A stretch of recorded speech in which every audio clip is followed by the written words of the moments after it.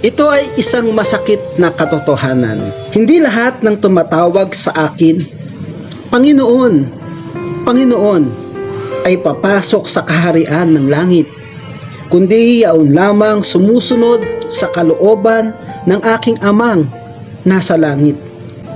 Pagdating ng huling araw, marami ang magsasabi sa akin, Panginoon, nangaral po kami at nagpalayas ng mga demonyo at gumawa ng mga kababalaghan sa inyong pangalan.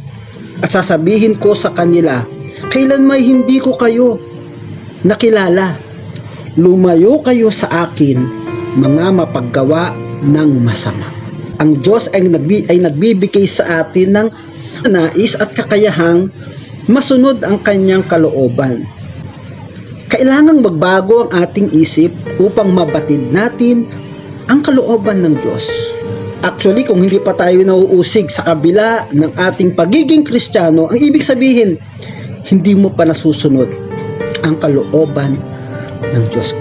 Ang nagsasabing siya'y nasa liwanag, ngunit napupuot sa kanyang kapatid, ay nasa kadiliman pa. Kung iniibig natin ang Panginoon, iibigin din natin ang ating mga kapatid.